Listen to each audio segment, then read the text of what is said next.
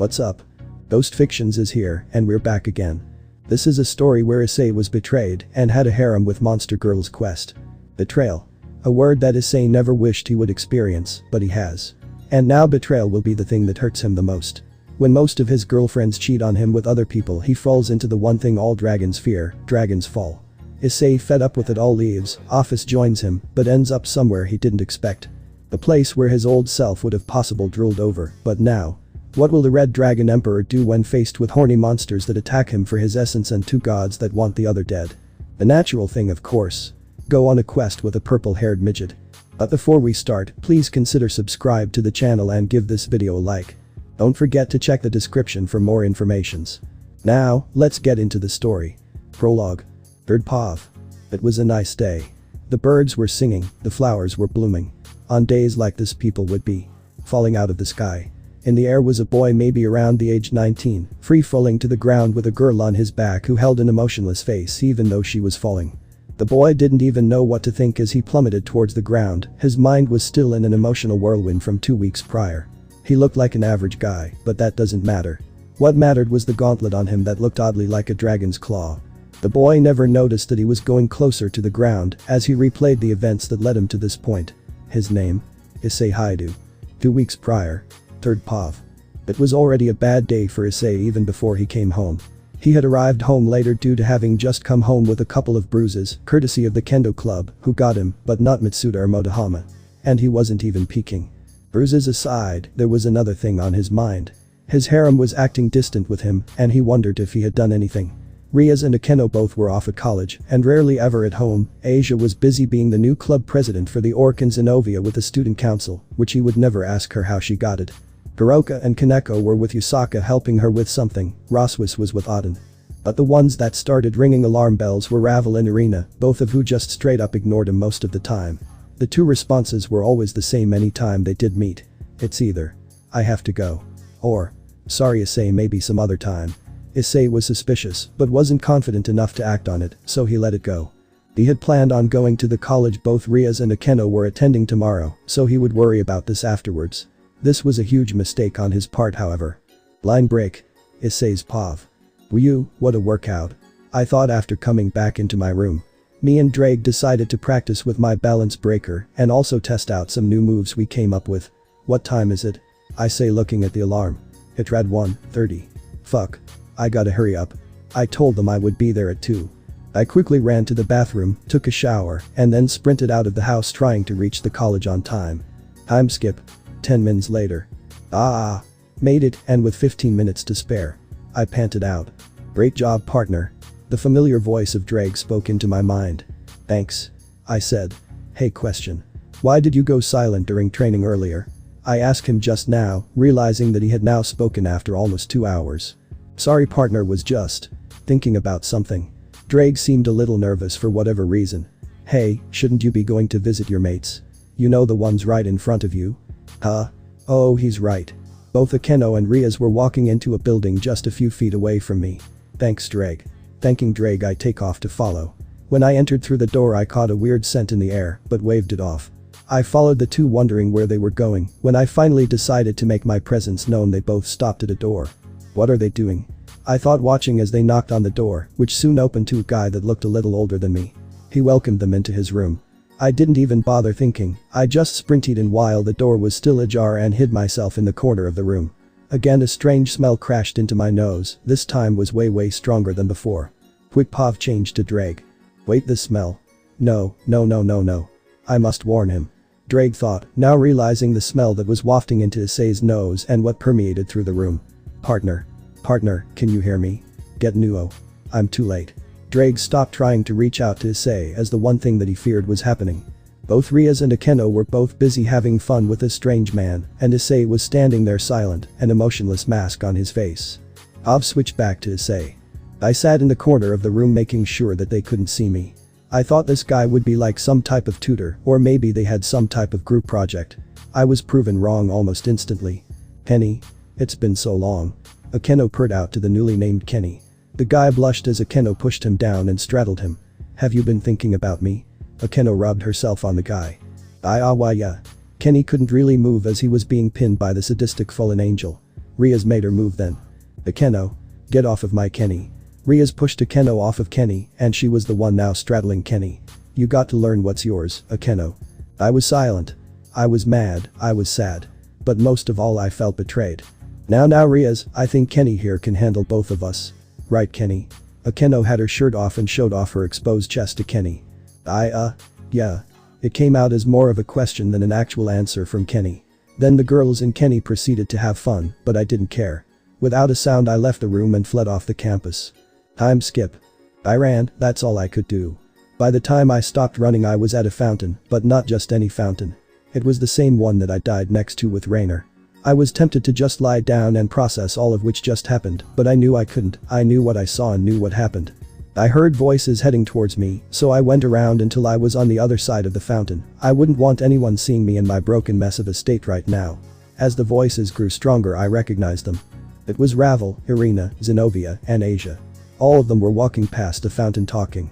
Now I'm not the noisiest person, but when you haven't spoken to your girlfriends or boyfriends, for all you ladies out there, for a long time, you kind start to wonder what's going on.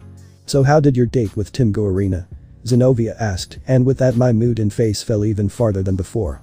And the following conversation only made it worse. Great. He was such a romantic guy, giving me gifts, taking me to the movies. Irina sighed, having a dreamy look on her face. I was crushed, seeing the face of my childhood friend, who I loved and have started dating, have a total dreamy look on her face about talking about another man. I felt my heart crack. He's perfect. Hey, what about Toji? You two seem to be kicking it off. Irina asked, her questions hurled towards Zenobia. Zenobia held up a picture of the two at some type of fair sharing a big thing of cotton candy. As you can see it's going pretty well. Crack. And just as I thought it couldn't get a little bit worse, it did. Tom is way better than any of your boyfriends. Well, he is a commoner, at least he is a cute one. Ravel had a smug look on her face with a hint of pink on her cheeks. Crack. Then there was Asia, who was quiet and shifting her feet uncomfortable. She had been silent the whole time. Asia, are you okay? Irina asked, noticing the nervous look on the blonde. It's just, what about Issei? Asia asked nervously. I let a smile trace my lips before it immediately fell. DCH, come on Asia. Zenobia scoffed. Be real here for a second, are you really asking because you care for the pervert, or are you trying to say that don't enjoy Jerry's company? She teased, causing Asia to blush. Crack. Even Asia, huh? Guess that just settles it. All I was for these girls was a toy. Ria's probably only took interest in me due to me having Drake and only acted as my savior when I died so that I could be a loyal little puppy to her. And here I was helplessly in love with her, only to be thrown away. I was just a toy to Akeno, someone who she could just tease mercilessly. Zenobia was the same as Ria's, only she wanted to have powerful offspring. Ravel probably just used me for the popularity of being the Red Dragon's manager for everything political. It was Irina and Asia that hurt the most though. Asia because it was me who saved her, begged Ria's to revive her as a devil, and treated her as a little sister every step off the way. I lost myself to Juggernaut drive to her when I thought she had died, and this is what I get in return. Irina, who was my childhood friend, the one I could almost always count on to have my back. My friend who is literally an angel, angels that supposedly were to protect, guide, and help those in need, but does she do any of that? I'm surprised she hasn't fallen yet. Without a word I left, making sure the girls couldn't see me or hear me. I left to go home. But it wouldn't be my home much longer, I suppose. Line break. By the time I returned home it was roughly 4:30, I was gone for roughly 2 hours. I went into my room and was going to sleep for a minute before the same smell that I caught from Kenny's room permeated throughout the room. There were other smells too, smells that were latched onto Asia, Irina, Zenobia, and Ravel. Have they been bringing them to my room? I screamed mentally. I searched the room to try and see if I could find evidence of this. Lo and behold, guess what I found under a well-placed bag full of clothes? Used condoms. I kept looking and found more, with each and every one of the girls' scent on them. Those whores. Forget livid, forget angry. I was downright furious. Not only had they been cheating on me, but they had also been having sex behind my back. Partner, calm down, please. The voice of Drake tried to calm me down, but I didn't hear him. In my livid state I had never noticed that my body was starting to ache or that green spots were starting to form on my arm. I heard the sound of a book dropping, turning my head towards the book. I noticed that it's not actually a book, but rather a diary. I noticed that the book's title said, Ria's Diary. Do not touch. I honestly couldn't care for the last part, besides I was too pissed off not to read in hopes of finding the reason started all this. The book had the event spanning from now to way back to when it seems that Ria's was around maybe 15-ish. What caught my attention is that she has chapters and one of the chapters was labeled. I found the answer to my problem. The reason it caught my attention is the date was around the same time I had first seen Ria's. The beginning went something like this. 3rd Pav. I can't believe it. I found one, a sacred gear user, and from the power that was hidden within him, it should be a strong one. The boy's name was Issei, a part of the perverted trio in my school. He is a mega pervert, but that might work to my advantage. All I have to do is seduce or entice him into joining my peerage. It's not like he's going to refuse the hottest girl in Kuo. This little bitch was trying to manipulate my partner from the very beginning. Drake thought. Wait. Where did that come from? The Welsh dragon was a lot more confused on why his tone shifted suddenly when hearing what Ria's had planned to do to his partner. He would question it later, but for now he listened on. A2. Okay, it's been 2 days ever since I have seen Hayato, and from the looks of it, the sacred gear he has is draconic in nature, so that's good. There has become an underlying problem with those fallen angels roaming around Kuo. It's only a matter of time before they find him. I can't let my only ticket to my freedom be taken away by a bunch of random fallen angels. No, I must approach him soon. A3. Fuck. It's just like I thought would happen. Those stinking crows had found about Issei's gear or at the very least suspected something. And now they've sent a female fallen to seduce Issei, which worked since not only do they have a date on Sunday, the damn fallen had the balls to show up at school. She reeked of lust and the report Kaneko gave me made it all the more worse. It seems that the fallen and her group were sent here to find and report any strong sacred gears back to their HQ. But not to worry, I've got a plan. All I need to do is stop the date. No, actually there is a better option. Instead of stopping the date, I'll alter it. That girl has the intention of seducing and capturing Issei's heart, but I just need to change that. Change? What change? Issei's mind was warping trying to figure out what she meant. Drake, what do you think? He asked his partner. Drake was also curious on what the Gremory bitch had changed. Until it hit him like a train. Partner, during the date with the fallen what happened? To be specific, at the end. The question sent Issei back to a memory he thought he was past. Will you die for me? Issei's breath started to get heavier and heavier as it repeated in his head like a loop. The memory was made worse thanks to the fact of the situation he was in. Partner, calm down. Drake had never seen his partner like this and honestly couldn't stand seeing him like this. Never mind trying to tell me, just calm down. Issei's breath evened out slowly until he was just standing making sure the voice of Rainer faded out. Sorry, you had to see the Drake. Issei apologized to his friend. Just bad memories. Why does that actually matter though? More than you might think. If what she is implying is true, then I think your master has been playing us like a fiddle this entire time. Drake said, growing serious. Deciding to see what Drake was talking about, Issei started reading again. A4. It worked. It worked. My plan had worked. Thank Satan that the stupid crow fell for something as simple as a mind-altering trick. And the ending was perfect, just according to the plan, which was a simple become the savior at the last second act, but hey. It worked, and now I have a potentially strong sacred gear user under my thumb. All that is left is to just keep him in line, then train him so that way I finally have a way to get rid of my arranged marriage. My motivations to help him along should be easy, he is a naturally born pervert after all. Line break. Issei Pav. She lied to me. She used me. I was just a toy, a shiny toy that she could play with until she got bored.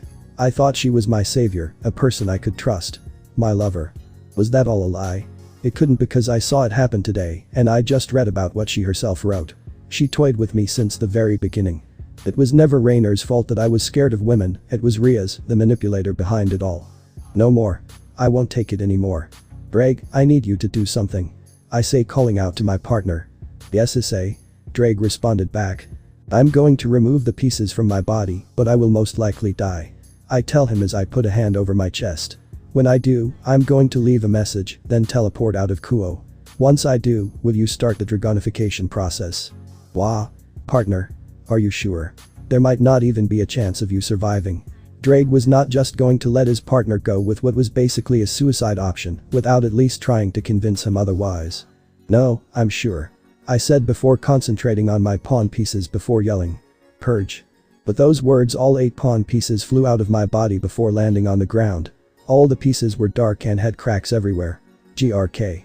My body shudders violently as I spit out at least 3 globs of blood onto the floor, I wouldn't last long if I wasn't fast. So with that thought in my mind, I left a message for the others to see once they return before making a magic circle and teleporting out of Kuo. Time skip 1 hour. It had been an hour since I had left my home and now was in a cave sitting down and leaning on the cave wall behind me. I had seen green spots covering my body and from what Drake told me, it's something called Dragon's Fall. An illness that can only happen if a dragon's mate betrays them. So yeah, the already low chance of me dying has increased by a lot now. I was still going to go through with it, I have to. Drake, you ready? I asked him. Yes. Drake responded.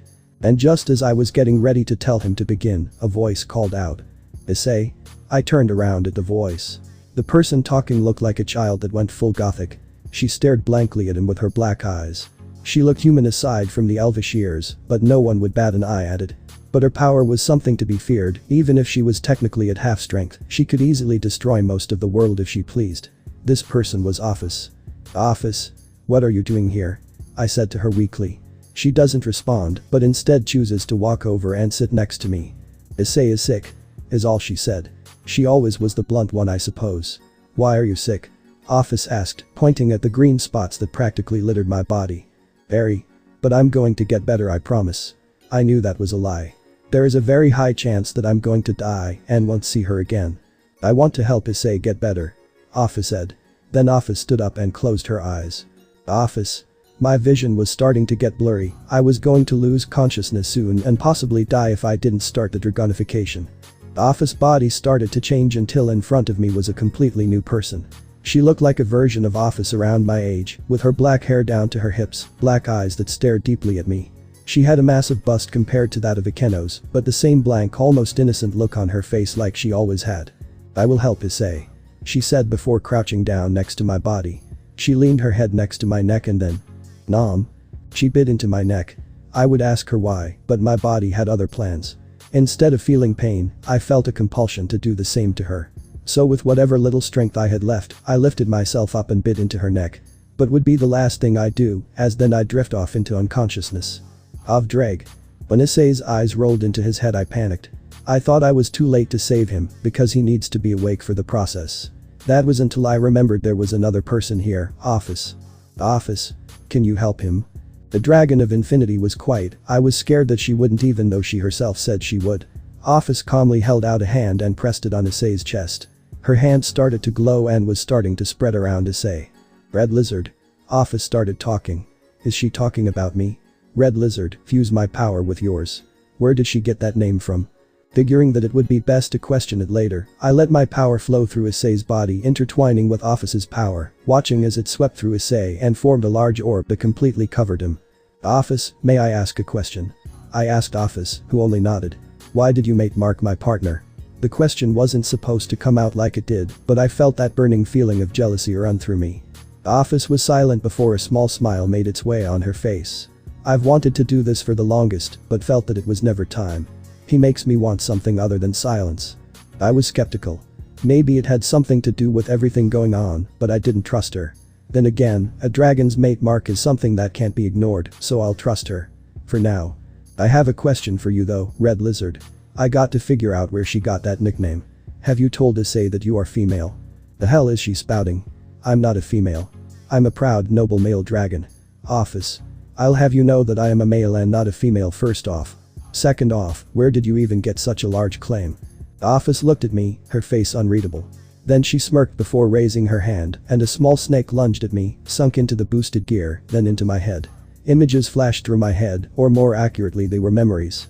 Memories that I had forgotten, ones that confirmed to me that I truly was a female dragon. Red Lizard came to me for help, and I helped. Now I want to help Issei. Ophis says before she cuddles up against the orb that surrounded Issei, signaling the end of our conversation. As for me, well, I had a while to digest everything, so that was the main plan. But one question I really wanted to know is, why was Issei the one to get me to recognize or at least make me question if I was a female? I only thought it was just because of his pervertedness, but I can tell it's something else and I want to know what. Fast forward to 3 hours before the present. Issei Pav. Waking up to the sight of something around me was weird, to say the least. I felt different, but also more aware of things like my surroundings. I could hear birds outside the cave chirping, a deer rustling through the forest, and a cute snore coming from my right. Yeah, this was new. Wait. A cute snore. Turning around I saw the body of Ophis, leaning on whatever was around me, and had this tiny line of drool down her face. Smiling at the adorableness of Ophis, I looked for a way out of this thing. Luckily for me Ophis woke up. Ophis moved away from the thing surrounding me and yawned. Issei is awake. She said, a small smile gracing her lips. Hey Ophis. What's this thing? I say, pointing at the obvious thing around me. I wanted to help Issei. So I had Red Lizard help too. She stared blankly while tracing a finger over the thing covering me. The thing started to crack little by little, and Ophis was standing in front of it now smiling. Issei is almost done. Done with what? I asked, before I remembered the entire reason she was here and I was in this cave. The dragon fiction is done once this orb cracks. Yes. Ophis said, watching as the cracks on the orb spread more and more. Wait, who's Red Lizard? I asked her. She would be talking about me, partner. Drag materialized onto my hand. Don't ask her where she got it from. I sighed and just watched as the orb started cracking even more. After 5 minutes the orb shattered. The air contained in the orb was finally released. The cave seemed to utter a huge sigh as bats and any other animal you would find in a cave scurried out of the cave in a hurry. So what now? I'm not going back there, but I don't really have a plan. I wonder what I would do in the meantime. Ophis walked towards me and hugged me without a word, and since she was basically my height, I got to feel her new larger assets, to put it lightly. Ophis. Not that I don't mind, but could you move? Ophis got this sad look on her face, as I just told her dog died. Does Issei hate me? She genuinely looked like she was about to cry. No. I don't hate you, Ophis. I said, hugging her, this time not caring for the large assets that pressed into my chest this time around. I felt strangely protective over Ophis, like if someone were to even look at her wrong, I was gonna get angry quickly. Just confused. Is all. I think all I need might be a break. Ophis was quiet. We sat there in silence for about 10 minutes until Ophis had an interesting suggestion. Issei, I have an idea. Ophis said, backing up. Ophis made a magic circle and looked at me. Issei, me, and Red Lizard are going on a break. And with that Ophis grabbed me as the magic circle rose up. Where we arrived was the dimensional gap. Time skip. It's been 20 minutes since the three of us have been in the dimensional gap, and Ophis still won't tell where we are going. Well, that was until a huge presence made itself known, and I don't mean by magic either. Baka Red. Ophis said annoyingly. Yep, the strongest dragon in the world is right in front of us. The dragon seemed annoyed, if the twitch on his eyes is any indication. Brat. Great Red said. Would you mind telling this one to stop hitting me? I was confused on who he was talking about, but then a little girl who looked like Ophis appeared on top of Great Red's head. She had a ponytail and unlike Ophis, she had some tips of blue in her hair. This of course was Lilith. No, I don't think I will. Ophis smiled before a smile came across her face. Actually, I could ask her. Please, Brat. She is quite annoying. Great Red said as Lilith whacked him on the head. Quit it out. He tried to shake her off, but Lilith held firm. Lilith kept hitting him on the head, and he would keep trying to shake her off only to fall, rinse and repeat. The whole situation was comedy at its best, and Great Red's reactions in trying to get someone smaller than him off were hilarious. Then Great Red said the magic words. Get her off. I'll do anything. And just like that, I think Ophis just won, given how wide her smile was now. Anything? Ophis asked with a smirk plastered on her face. I was a little surprised by the amount of emotions Ophis showed. Why? She never shows any in the first place. Yes. Now get her to stop. Great Red looked like he was genuinely going to cry. I felt kinda bad for the guy. Dragon. Having to deal with Lilith constantly hitting him 24/7 would cause anyone to lose it over time. Lilith eventually got off Great Red and floated next to us. Lilith stared at me, just staring for some reason. Meanwhile, Ophis was approaching Great Red with the biggest smile that has ever been on her face before. Baka Red said he would do anything to stop Lilith, so he must listen to my request. What is it that you want then? Back. I mean, Great Red asked. Ophis held up 3 fingers. Baka Red opens a portal to a different dimension. She let down 1 finger. Baka Red must be ready to open the portal again when we are ready. She let another finger down, leaving just her middle finger up, sassy. Baka Red must send anyone who asks to join us to us, except for certain people. Ophis finished. Those last 2 words caught my attention. Who was she talking about? Apparently Great Red had the same question. Who are these certain people you talk about? And why does Great Red was caught off by a harsh glare and a snake that launched itself at his head? That will tell you who those people are. And as for why it matters. Ophis said emotionlessly. She floated back towards me and reached for my arm sleeve and pulled it up. This is why. My arm still had maybe 2 or 3 marks left from the effects of dragon fall on it. I see. Great Red said, his voice now surprisingly low and dangerous. Great Red turned his head to look at me. I am sorry, young hatchling, for what you had to go through. The pieces clicked. So that is who she meant by certain people. No, it's fine. I just need a break, I guess you could say. I told him. Great Red just stared at me before turning and roaring. The roar caused a tear into the gap. That's your exit. Great Red then flew away. Ophis dragged me towards the portal before turning to Lilith. They seemed to have a silent conversation as Lilith followed after Great Red. Ophis turned back to me. Are you ready? Ophis asked with a tilt of her head. I let my body take control and pulled her into a kiss. It wasn't a bad kiss, way more passionate than I thought it would be. But Ophis seemed strangely comfortable with the sensation. Ready? I told her. Ophis hopped onto my back and then we went into the tier as it closed behind us. And now we're back to the present. Told you this was a long one. Still Issei Pav. Partner. The voice of Drake snapped me out of my trance. Finally. Now, not to alarm you, but we are kinda of plummeting towards the ground. Shit. The ground was approaching faster and faster by the second. I tried concentrating on my wings and felt them pop out. I managed to stop us from crashing and gently sat us down on the ground. I turned back to look at Ophis to make sure she was okay. You okay, Ophis? She only nodded her head. I also took the time to notice that I had 2 pairs of wings instead of 1, both draconic in nature. I looked around and noticed we had landed in some type of a forest. I guess we should find a nearby town. I told Ophis, who only pointed in a certain direction.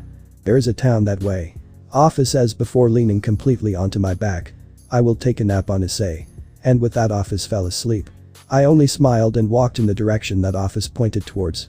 I wondered what awaited me in this new world. Dragon standoff. Previously. Partner, can you hear me? Get Nuo. I'm too late. Drake stopped trying to reach out to Issei as the one thing that he feared was happening. Both Riaz and Akeno were both busy having fun with this strange man, and Issei was standing there silent, an emotionless mask on his face. It's just, what about Issei? Asia asked nervously. I let a smile trace my lips before it immediately fell. PCH, come on Asia. Zenobia scoffed. Be real here for a second, are you really asking because you care for the pervert, or are you trying to say that don't enjoy Jerry's company? She teased, causing Asia to blush. She lied to me. She used me. I was just a toy, a shiny toy that she could play with until she got bored.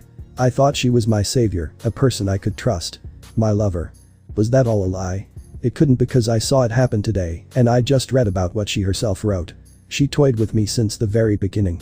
It was never Rainer's fault that I was scared of women, it was Riaz, the manipulator behind it all. Issei? I turned around at the voice. The person talking looked like a child that went full gothic. She stared blankly at him with her black eyes. She looked human aside from the elvish ears, but no one would bat an eye at it. But her power was something to be feared. Even if she was technically at half strength, she could easily destroy most of the world if she pleased. This person was Ophis. Ophis? What are you doing here? I said to her weakly. She doesn't respond, but instead chooses to walk over and sit next to me. Issei is sick, is all she said. She always was the blunt one, I suppose. Why are you sick? Ophis asked, pointing at the green spots that practically littered my body. Very. But I'm going to get better, I promise. I knew that was a lie. There is a very high chance that I'm going to die and won't see her again. I want to help Issei get better. Ophis said. Then Ophis stood up and closed her eyes. There is a town that way. Ophis says before leaning completely onto my back. I will take a nap on Issei. And with that, Ophis fell asleep. I only smiled and walked in the direction that Ophis pointed towards. I wondered what awaited me in this new world. Now. Issei Pav. Man, this sucks. I sighed. I had been walking in the direction Ophis pointed to for maybe over an hour and a half now, and while I'm not tired, I am annoyed. The area around me wasn't bad, but it was mostly just a bunch of trees and the occasional rock or so. Ophis was sleeping on my back and honestly didn't seem to be waking up anytime soon. Look on the bright side, partner. At least you get a breath of what nature has to offer. Drake said to me. You're not wrong, it's just that it's kinda boring. I say, walking over a branch. The dirt road up ahead seemed to go incognito as the path became more trees and less road. Great, now I could get lost without even meaning to. Grumbling angrily, I continued on the path. How far is this place anyway? Continuing forward, nothing really stuck out to me, except for a hole in the middle of the road that seemed big enough for an entire human. The area looked like someone crawled their way out of it. And this smell. Hey Drake, I forgot to ask, but why does it feel like every part of my body got a boost? I asked before realizing my pun. Heh, boost. Please don't start making puns, partner. Drake sighed. As for why it seems your body has got an upgrade, it is because your body is fully dragon. Aside from your human appearance, you no longer have any devil's blood or power inside of you. And dragons have the best senses in the world, only really comparable to gods. I see. It was a bit to take in. But when you lived, or used to, in a world where the supernatural is normal, I guess that's okay. But rivaling gods in terms of just using pure senses. Added to the fact that the boosted gear doubles my power every second, that's a real big change. Also, partner, I wanted to tell you that the boosted gear will be offline for maybe a week or two. Drake told me, causing a slight panic before he continued. Never fear, your power as it stands is comparable to a high ultimate class. You should be fine, plus Ophis is with you. He had a point, but I don't want to piggyback on her power. I felt that I could hold my own, and that Ophis shouldn't have to fight often. Besides, I don't want her to get hurt because of me. I thought, looking over my shoulder to see Ophis sleeping peacefully. Anytime I had to adjust her, she would tighten her arms around me until she was comfortable. Anyway, I continued going towards the location Ophis had pointed to me earlier and eventually came out to see an outline of a town, finally. The sun was starting to set. If I had to guess, it was maybe 5 o'clock, so we would have to find somewhere to rest for the night later. Guess we should hurry, don't have any actual gear to sleep outside for now. Time skip. Hey, is it me or does the town feel empty? I noticed that besides the fact that Ophis said there were people here, there seemed to be no one here. Focus on your senses, partner. There are people here, but they are hiding. Drake spoke. I closed my eyes and stretched my senses, noticing that there were people in all the houses. The air itself seemed to be at a breath away from being in absolute panic. The people in the houses were terrified, but of what? Continuing further into the city, the sound of swords clashing rang out from farther north of the town. Deciding to check out the only noise in the city, I found a battle happening in the center. On one side there seemed a boy with purple hair, a cape, and in my opinion, looked like a fucking Shota. On the other side was a dragon woman. Wait, what? Okay, so the other fighter herself wasn't a dragon in human form, but rather looked like a mix between both. Golden eyes hardened like someone who was always on alert. Green scales covered parts of her hand and waist. She had a purple cape falling down the back of her armor. And she had a giant broadsword pointed at the boy, who seemed to be out of breath. Is that all you have? The woman asked. The boy tried to stand, but his body looked like he wouldn't be able to move for a while. Commendable, but this is where it ends. Oh, so she is just going to kill him. Okay, then I'm not going to let that happen, but how am I supposed to save him with Ophis on my back? Her sword raised up in preparation to strike. Fuck it. Renbiria Pav. As fun as this little spar was, it must end. This boy could potentially be a problem later on, better safe than sorry. Thrusting my sword, I expected to hear the sword meet flesh, but all I heard was a clang, and my sword hit concrete. I looked down and noticed that the boy was no longer there. Whistle. I heard a noise, and turning around I saw the boy a few meters away propped up against a wall. Near him was a boy no older than 19 standing next to him. He had a girl on his back who was asleep and had her hands wrapped around his neck. He looked calm as I stared at him, not even a trace of being scared. Really now? Killing someone who is weaker than you is quite a scene. Unless he did something to really justify you killing him, you're just being an asshole. His voice snapped me out of my musing. It also irked me. Well, he challenged me. I only responded in kind. As for killing him, it was because he might turn out to be a potential threat later down life for monsters. That's how every hero is once they come out of the Ilia's continent. All in the name of their goddess. I explained, hoping to gauge a reaction out of him. The only reaction I got from him was a sigh. His response pissed me off. Truly pathetic. If your whole reason for killing him was that he could become a problem later, then you're just an idiot. He looked at me like a parent scolding their child, and I was said child. My blood was boiling now, but he decided to continue. You say that any hero who leaves this place is a threat to monster girls. So are monster girls not a threat to humans? All monsters are treated like they should die any time they walk into a city. I screamed at him, forgetting that there are a couple of places where monsters are welcomed. Who is this guy though? I thought before calming myself and entering a serene state again. My point is that any heroes that come out of this place are almost always corrupt. I wouldn't be surprised that the famous Ilia's Cruise was born from this very continent. Again, no response from him, though when I mentioned Ilia's Cruise the other boy seemed to flinch. I guess you seem to have a point, but I don't know for sure. However, what I do know is that this place seems awfully scared of you, so if you mind leaving, that would be greatly appreciated. Oh? Are you going to force me to? I drew my broadsword, but he just narrowed his eyes at me. We were at a standstill until a voice interrupted us. Back to Issei Pav. Ranbiria would like to explain. A voice called from the sides. Walking towards us was a woman wearing clothing that revealed a lot. She had tattoos over her body, long silver hair that reached to her legs, and golden eyes that stared directly at the dragon woman, or I guess her name is Granbiria. I decided to attack on my own, hoping to get rid of the annoying heroes. Granbiria replied, falling into a kneel in front of the woman. So this woman is someone she kneels to, possibly because she holds a higher rank perhaps. Go away, you annoyance. The woman flatly declared. Granbiria looked like she wanted to plead her case, but the blank look on the woman's face convinced her not to. Going berserk like this, how am I supposed to get my ama dango? Her what the hell is that? A food? If you wanted that, let me take over control of the city first. Granbiria tried to get the woman to change her mind. But such an unsightly thing happening, how could I enjoy it? Idiot. And I have said the same thing twice now, is this how you show your loyalty? Guess I was right. This woman had more power over Granbiria, and given how she was still kneeling in front of her, it only proves it. But once. If that is your will, then you will excuse me. Granbiria said, standing up. She casted me one more glance before disappearing. Thank Ilias. The boy behind me sighed. He stood up with relative ease, making me wonder how hurt he really was. The boy turned to me. Thank you for helping me. The name's Luca. Well, Luca, my name is Issei. I said. The townspeople finally come out of their homes seeing that Granbiria is gone. The woman that had commanded Granbiria to leave stared at me, just watching. Weird. That your friend. Looking towards the woman, who decided now was the perfect time to join us. Alice. The woman crossed her hands. She looked at me as if she was analyzing my every movement. I'll give you props, not many can keep Granbiria stare down without pissing themselves. You're stronger than you seem. Wow, she has an eye, huh? I wonder if she has some type of magic or maybe something akin to seeing someone's strength. Yes, but you'll have to excuse me, but just who is Granbiria? Aside from being a dragon with armor and a sword, it looked like everyone was almost terrified of her. I ask, getting Luca to go wide-eyed, and Alice raises a surprised eyebrow. What? Are you joking? You don't know who you fought at all? Alice asked. In all honesty, I don't even know who Ilias is. I kinda have just rolled with the conversation. Shrugging my shoulders. Now they both looked at me with shock. I live a long way from here, so don't be all shocked, okay? Oh, okay. That makes a little bit more sense. Luca breathed, sounding a little relieved.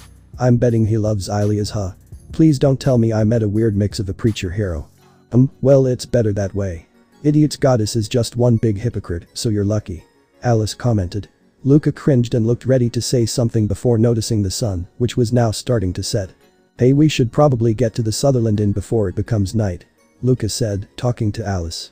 Alice seemed to perk up and dragged Luca away in a random direction. Oi, Alice. No need to drag me, geez.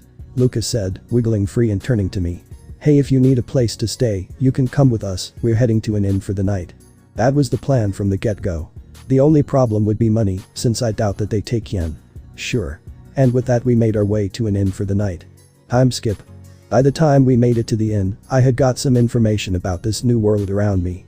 Learning that there are 3 more heavenly knights that are like Granbiria and that they only follow the Monster Lord's orders. Only follow the Monster Lord's order, huh? Kayla looks towards Alice. Anyway, I'm still stuck on how I'm going to pay for the inn we're staying in. We arrived at the inn, which was named the Sutherland Inn. And that price tag for a single night. Just no. Sorry, Alice, there's no way we have enough to stay here, and not even for a second. Luca said. Alice looked so mad that it looked like there was energy flicking off her. She then went from pissed to pouting in a second with her crossing her arms. I should have just let Granbiria take this place over.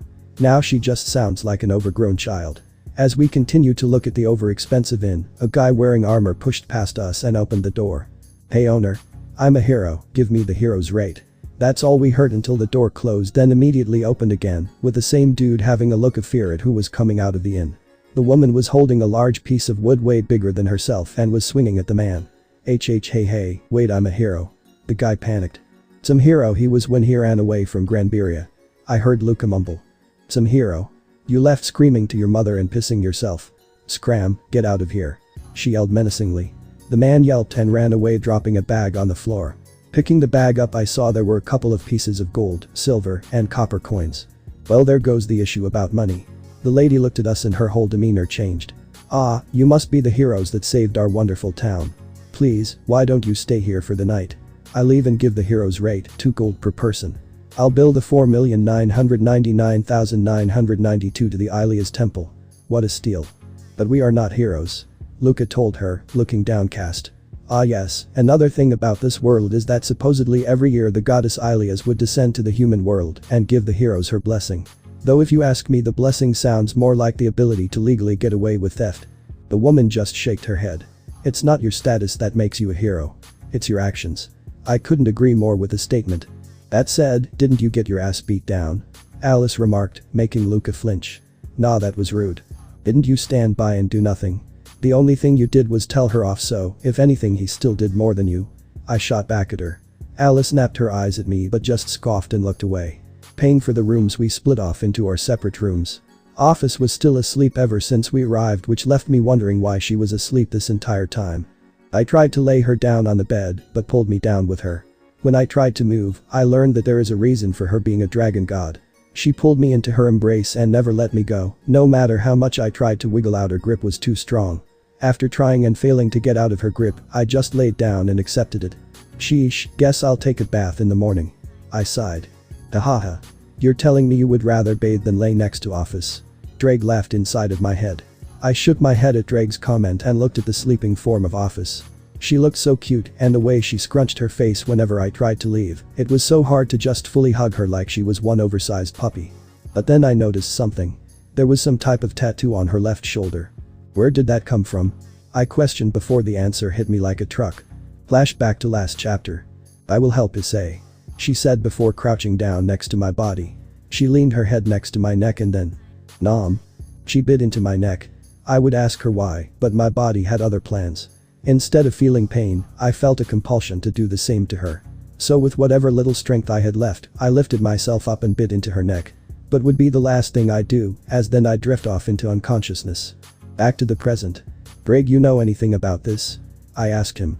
He didn't respond. Drake, do you know something about this? My voice getting just a bit more serious. Promise me you won't freak out too much. Drake says somewhat hesitantly.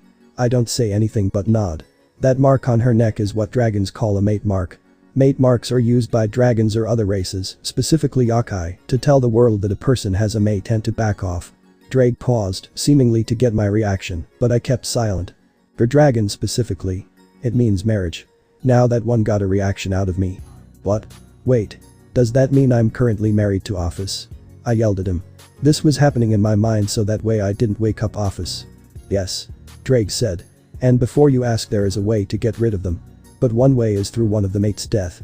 Or when a mate doesn't hold the slightest bit of love for their mate, give or take. This one is more based on time, which you are out of. Lovely. Into one forced relationship into another. Actually, there is hope. Spoke Drake, pulling me from my thoughts. Unlike your relationship with them, mate marks are special. Special how? Mate marks are kind of like lifelong bonds. Ones where both dragons are either truly in love with each or were destined to be one. Or sometimes there are like branding showing that they are a part of a dragon's harem. Drake explained. That's why when dragons meet sexual maturity, they always tend to follow their instincts, since that's how they're most likely to find the right one. So what happened at the cave was my body following its dragonic instinct. I asked to understand more about the mark and how the whole me being married to Ophis. Correct. I pondered for a bit before looking down at the sleeping Ophis. She snuggled into me more while murmuring something I couldn't quite hear until I leaned in a bit. Issei.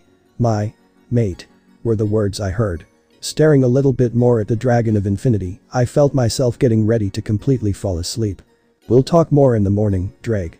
We still have a whole new world ahead of us, and I'd rather have my partner fully awake and not half asleep. I say, chuckling at the snort I get back as a response. And as for you, Ophis, I'll guess I'll give it one more go at this. I say, covering us with a blanket. Who knows, maybe the harem king dream is possible, but for now, baby steps. I thought before slowly falling asleep, hearing some strange noises from down the hall, but ain't not my problem. Line break. The bandit kids meet the dragon. Previously. Hey Drake, I forgot to ask, but why does it feel like every part of my body got a boost? I asked before realizing my pun. Heh, boost. Please don't start making puns, partner. Drake sighed. As for why it seems your body has got an upgrade, it is because your body is fully dragon. Aside from your human appearance, you no longer have any devil's blood or power inside of you.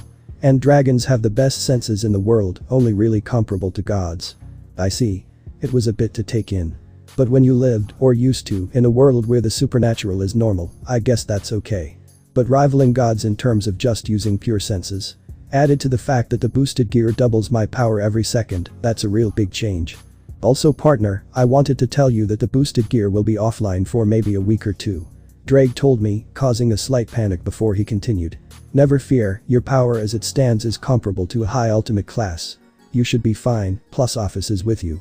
On one side there seemed a boy with purple hair, a cape, and in my opinion, looked like a fucking Shota. On the other side was a dragon woman. Wait, what? Okay, so the other fighter herself wasn't a dragon in human form, but rather looked like a mix between both. Golden eyes hardened like someone who was always on alert. Green scales covered parts of her hand and waist, she had a purple cape falling down the back of her armor. And she had a giant broadsword pointed at the boy, who seemed to be out of breath. Granbiria would like to explain. A voice called from the sides. Walking towards us was a woman wearing clothing that revealed a lot. She had tattoos over her body, long silver hair that reached to her legs, and golden eyes that stared directly at the dragon woman, or I guess her name is Granbiria. Well Luca, my name is Issei. I said. The townspeople finally come out of their homes seeing that Granbiria is gone. The woman that had commanded Granbiria to leave stared at me, just watching. Weird. But your friend. Looking towards the woman, who decided now was the perfect time to join us. Alice. The woman crossed her hands. She looked at me as if she was analyzing my every movement. I'll give you props, not many can keep Granbiria stare down without pissing themselves. You're stronger than you seem. Wow, she has an eye, huh? I wonder if she has some type of magic or maybe something akin to seeing someone's strength. Issei. My mate. Were the words I heard. Staring a little bit more at the Dragon of Infinity, I felt myself getting ready to completely fall asleep. We'll talk more in the morning, Drake. We still have a whole new world ahead of us, and I'd rather have my partner fully awake and not half asleep. I say, chuckling at the snort I get back as a response. And as for you, Ophis. I'll guess I'll give it one more go at this. I say, covering us with the blanket. Who knows, maybe the Harem King dream is possible, but for now baby steps. I thought before slowly falling asleep, hearing some strange noises from down the hall, but not my problem. Now. Issei dreamscape. Where am I? I thought my eyes were opening, and I looked around to notice that I'm in a place with a lot of clouds and bright lights. A few seconds later I heard a noise, it sounded like a choir. Kind of annoying in my opinion. The lights grew brighter, and soon there was a woman with pale skin, sea blue eyes and blonde flowing hair. Her clothing looked like a simple but gracious tunic, and she had a red little pendant around her neck. In all honesty, she was hot and sexy, but Issei knew better than to go by looks alone. He could sense the aura of deceit and cunningness surrounding her, and also the power she held. Though that doesn't mean he didn't give her a once over. What? He may be toning down his pervertedness, but he was still a teenage boy. In fact, he is now a teenage dragon boy who has draconic instincts screaming at him to mount and claim her. I fucking hate you so much right now, Drake. Hello? Anyone home? The woman in front of me was snapping her fingers to get my attention. Oh yes. I say, blinking a couple of times. Finally. Now, who are you? Or more accurately, what are you? She said with a tone that made her sound like she was superior. Why aren't you rude? Better question is, who are you? I say, raising an eyebrow. If she thinks she'll boss me around, she's got another thing coming. The woman stares at me before sighing, like she couldn't believe that I don't know her. The woman looks back at me with a warm but fake smile. Forgive me, I guess coming onto you like that wasn't the best way to interact with you. I am Issei, as the creator of this world. Now may I ask again your name? Well, at least she was nice about it. The name's Issei. And I'm a human. I say, and I get an eyebrow raise in return. That's one truth, but also one lie. Issei said. Or maybe it's one truth and you simply don't know the other. She's quick to jump to conclusions, isn't she? Well, I don't know what you think I am, but I'm human and glad to be one. I say, smiling and throwing a thumb at myself. Issei looked at me blankly before she grinned, then that grin became a smile until she was full-blown laughing. Fufu. I find you amusing. She said, grinning, before drifting close to me. You have great strength. Help Luca in his quest and you shall be rewarded handsomely. Issei was right in front of me now, and saying nothing else she gave me a kiss on the cheek and then vanished. And soon the area lost its glow, and then the area faded out and I woke up. Back in the room of the Sutherland Inn. Huh? I looked around, noticing that I was back in the room where me and Ophis slept in. Speaking of Ophis. Mate, so comfy. Ophis had somehow managed to completely wrap herself around me. God, why does one of the most powerful beings have to be so adorable? Ophis, wake up. I tried shaking the sleeping Dragoness and only succeeded to get myself trapped closer to her. Oh come on. Okay, think Issei, think. What will get Ophis to? I got it. I saw a brilliant idea coming to me. Ophis, if you wake up, we can go see if the market has anything sweet or delicious as candy. This worked way too well. In 0001 seconds Ophis sprung up and was staring at me with her light brown eyes. When? She asked. I smiled before sitting up. Soon, but for now shall we go take a bath? We didn't exactly get one last one. I say, raising an eyebrow at her. She had the decency to look a tad bit ashamed, but not much. 18 minutes later. After a while and convinced Ophis to bathe and not use magic to clean herself, since that would make her lazy. Which she then took as taking a bath with me. I may have cursed at Drake for my draconic instincts at that moment. Anyways, once we managed to get to the lobby we found Luca being ganged up on by the hotel manager and Alice. For the last time, we didn't have fun in the room. Luca said, desperately trying to end the conversation. No need to be afraid, young man. It's natural after all for a young boy like you. What are you, 15? 16? The hotel manager said. I'm 19, damn it. And we had no fun last night either. Luca yelled. Alice snickered. Sure we didn't. But we had plenty of fun after finding your little secret. Luca looked ready to die of embarrassment, so I decided to be merciful and intervene.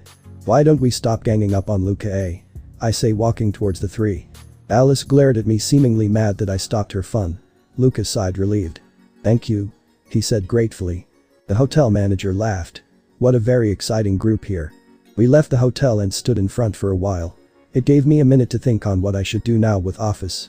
After all, we don't have any true purpose here besides traveling. So, where would you two be heading? Luca asked. Honestly, I have no idea. We might travel to see what this world has to offer. You? I told him, but before he could answer Alice did for him. So you didn't even have a plan. Wow, idiot. Alice said smugly, but I guess Luca and Ophis had something to say about that. Don't call my mate an idiot when you yourself look like a spoiled brat.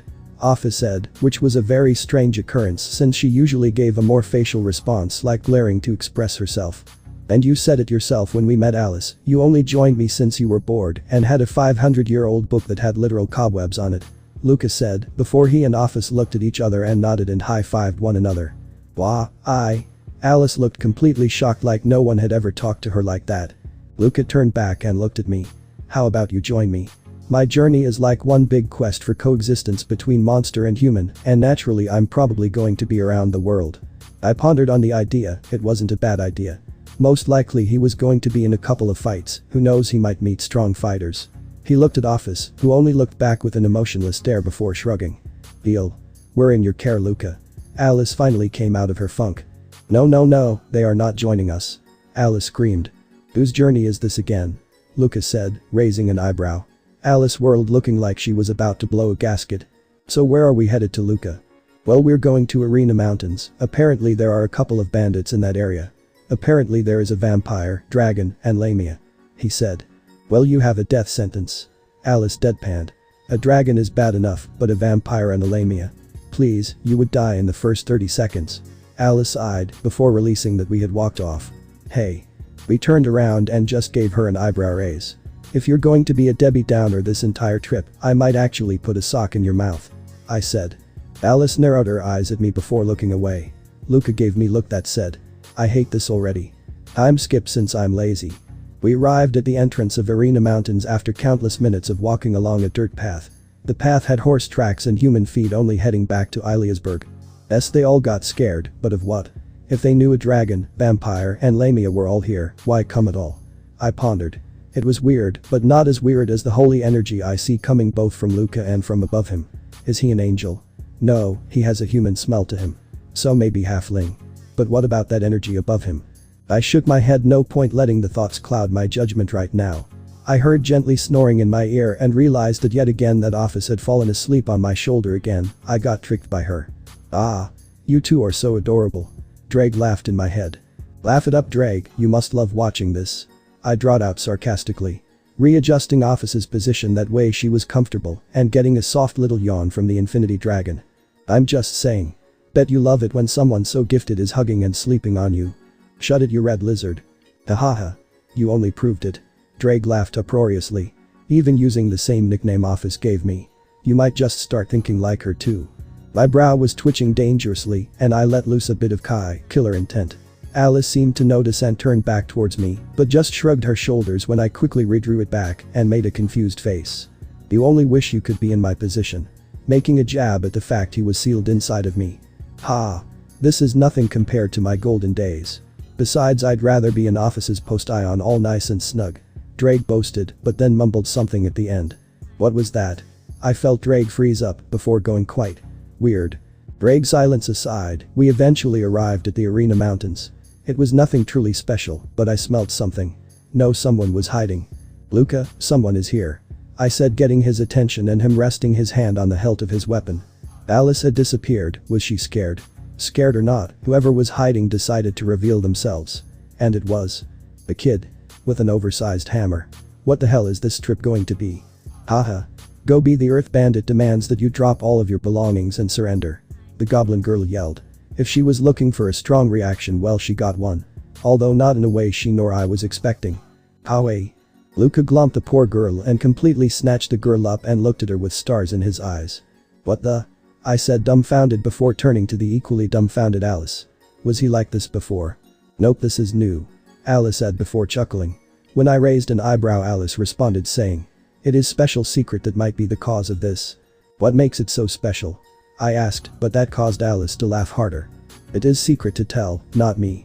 She said before turning back to Lucas, still holding the girl in bear hug. Get him off me, please. Gobi yelled. Feeling bad for the goblin girl, I pried Luca of her. The goblin girl picked up her forgotten hammer and sprinted into a nearby cave. Oh. Luca looked like a kicked puppy, and I felt like I had made him extremely sad. Luca, what was that? I asked, having to know what just happened. Before he could answer, Alice did first. Do you have some type of hard-on for kids or something? Cause she wasn't really worth that reaction. Alice had her arms on her hips while her tail swayed. The hell? That was a little overboard. Luca reminds me of the nun bitch when I first met her. Sweet and naive. And I guess Luca didn't like that response since, well. Alice. Huh? Alice only got that out before. The fist met her stomach, and with a force of probably 100 trains, Alice was sent flying backwards far. And just imagine this, but less dramatic and not an entire sonic boom behind it. I snapped my head back towards Luca when his aura was fluctuating between human and the angelic power in him. Alice got back up sporting a nice bruise in her stomach. She looked so pissed, only for her to be cowed by the expression of pure malice etching onto his face. Don't ever try to ever compare me to them. Are we both understood? Luca was way weaker than Alice, but in this conversation he was the dominant one. Alice understood that and simply nodded her head. Luca nodded his head before he switched back to his normal face and personality. Come on, Issei, let's go. We have some bandits to round up. Luca said, walking away. Ophis yawned and woke up and slid off my back and on the ground. She looked around, raising an eyebrow before staring at me with a blank expression and a tilt of her head. I smiled and patted her head. I looked at Alice, who was looking at the retreating form of Luca. I would apologize after this, he looks like he just needed to blow off some steam. I caught up to Luca with Ophis next to me and Alice tailing behind. He seemed to be looking for something. He walked to the left and pulled some type of lever, and then like clockwork, there were sounds of things shutting and clapping together. Traps, clever. I applaud Luca for his thinking. He bowed while saying, thank you, I do my best. He turned back to the cave. Now shall we go and find the other bandits? Though I have a feeling on what to expect from here out. I don't think you'll need us. Go on, we will be out here waiting. I said, shooing him into the cave. Luca shrugged and began a trek into the cave. Alice had slithered out to the cave entrance and sniffed the air before rolling her eyes. This shouldn't take him more than 10 to 20 minutes max. She turned to me. Now I have a question for the both of you. Ophis narrowed her eyes at the lamia before taking a piece of chocolate from somewhere and began to bite into it. Alice stared at the piece of chocolate and a tiny line of drool came out of her mouth. Alice. The question. I say, snapping her free from whatever trance she was in. Cough. Anyway, my question is, are you two dragons? Alice narrowed her eyes and we narrowed ours right back. It was still for a bit before Alice backed down. Well, that confirms it. But you two are different. Not the typical monster or monster girl. The sounds of snakes were heard and little black snakes were popping out of the ground. Ophis had quit eating her chocolate and had been full on glaring at Alice. Ophis, she means no harm. Right, Alice? I said, putting a hand on Ophis, who looked at me before at Alice, then continued eating her chocolate. Her snakes receded back to nothingness. Right. My point is that you two are dragons and that you're different from any monster girl out there. Sorry, and monster boy. She teased me.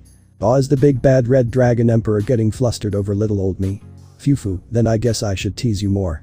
said a girl with long black hair and priestess outfit. Hello? Hello? Anyone home? Alice's voice cut through the cloud of a memory that had surfaced. Blinking away that cloud, I snapped back to reality and realized that I was just staring in Alice's direction for a while. Sorry, a memory from the past resurfaced, I said, scratching my cheek with a nervous smile. Ophis looped her hand into mine and squeezed, letting me know she got the message of what type of memory just surfaced. Alice wanted to say more from the looks of it, but then Luca came out with 4 little monster girls, and based on the rumors in the town, these were all of them, with the exception of the goblin girl. All of them seemed to be down and looked as if they just got the biggest parental talk. Wanna know how I know? Simple, the dragon girl has the face of a kid who got a talking level below that of a kid who had to hear the birds and the bees. And the rest were maybe a level lower than that. Simple, see? So are these our bandits? I asked, scanning over them before noticing the dragon girl sniffing the air for a bit before looking at me and widening her eyes. I gave her a quick finger to my lip to be quiet. She smiled before giggling. Yep.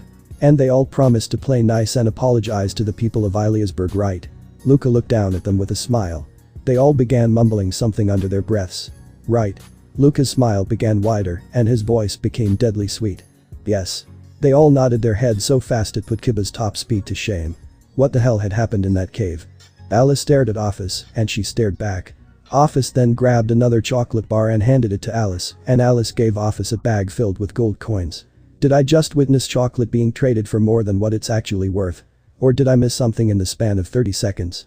Why does it feel like my life is going to get wackier than ever?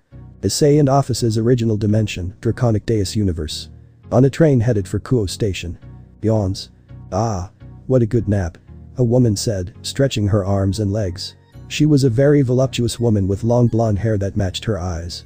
The thing that was different about her though was that she had 2 fox-like ears on her head and 9 flowing golden tails behind her. Gunu dear, wake up. We will be arriving at Kuo very soon. The woman said, shaking a nearby young girl that looked like a mirror version of her mother but was a lot younger, maybe like 14. The young yakai rubbed the sleepless outer eyes and faced her mother. Are we truly getting close to Kuo? She asked. Yes, if we're lucky we might even be able to surprise everyone since we're getting here early. The woman, also known as Yusaka, responded. The group of 3 had finished the problems within Kyoto at least enough so they could take at least a 2-week-long vacation. Wait, 3. Ah, there was 2 more ladies joining them. Laying across from them was a woman balled up like a cat, which was ironic considering she was indeed a nekashu, or a cat spirit. She opened her hazel golden eyes, showing her tiredness mixed in with happiness. Her 2 cat ears and tails floated in lazily, while her kimono slid down her shoulders, giving an eyeful of her, in her own words, large perfect pillows. And finally was another nekashu. She was different than the other one, had white hair instead of black, her eyes were more gold than her sister. Her ears and twin tails matched her hair color, and her figure was more petite than her sister, but still held some nice curves and features that came with training with her powers. I see you've woken up, Kuroka. I honestly expected to have to wake you up, Yusaka said, patting her daughter's ears and smoothing her hair out. Naya. I would, but I want to be wide awake for my lovely red dragon emperor, she said, purring that last part out dreamily. She never noticed the glare from Kunu, the annoyed huff from the now awake Kaneko, her Shirin, or the slight twitch in Yusaka's ear. Gyufu, oh my, aren't you excited? But I believe that me and Kunu will be on his mind the most, Yusaka said slyly, getting a nod in return from her daughter. Kuroka snapped out of whatever daydream she had and narrowed her eyes at the yokai leader. We'll have to see about that, won't we? I think me and Shirin are higher on that, Naya, she challenged. They looked at each other with challenging smirks, unknowing what they were headed for when they arrived. I deal with feather brains. Previously. Hello? Anyone home? The woman in front of me was snapping her fingers to get my attention. Oh yes. I say, blinking a couple of times. Finally. Now, who are you? Or more accurately, what are you? She said with a tone that made her sound like she was superior. Why aren't you rude? Better question is, who are you? I say, raising an eyebrow. If she thinks she'll boss me around, she's got another thing coming. The woman stares at me before sighing, like she couldn't believe that I don't know her. The woman looks back at me with a warm but fake smile. Forgive me, I guess coming onto you like that wasn't the best way to interact with you. I am Ilias, the creator of this world. Now may I ask again your name? Well, at least she was nice about it. The name's Issei. And I'm a human. I say, and I get an eyebrow raise in return. That's one truth, but also one lie, Ilias said. Or maybe it's one truth and you simply don't know the other. She's quick to jump to conclusions, isn't she? Well, I don't know what you think I am, but I'm human and glad to be one, I say, smiling and throwing a thumb at myself. So, where would you two be heading? Luca asked. Honestly, I have no idea. We might travel to see what this world has to offer. You? I told him, but before he could answer Alice did for him. So you didn't even have a plan. Wow, idiot. Alice said smugly, but I guess Luca and Ophis had something to say about that. Don't call my mate an idiot when you yourself look like a spoiled brat. Ophis said, which was a very strange occurrence since she usually gave a more facial response like glaring to express herself. And you said it yourself when we met Alice, you only joined me since you were bored and had a 500-year-old book that had literal cobwebs on it. Lucas said, before he and Ophis looked at each other and nodded and high-fived one another. Ah. You two are so adorable. Drake laughed in my head. Laugh it up, Drake, you must love watching this. I drawled out sarcastically. Readjusting Ophis's position that way she was comfortable and getting a soft little yawn from the Infinity Dragon. I'm just saying. Bet you love it when someone so gifted is hugging and sleeping on you. Shut it, you red lizard. Hahaha. You only proved it. Drake laughed uproariously. Even using the same nickname Ophis gave me. You might just start thinking like her too. My brow was twitching dangerously and I let loose a bit of killer intent.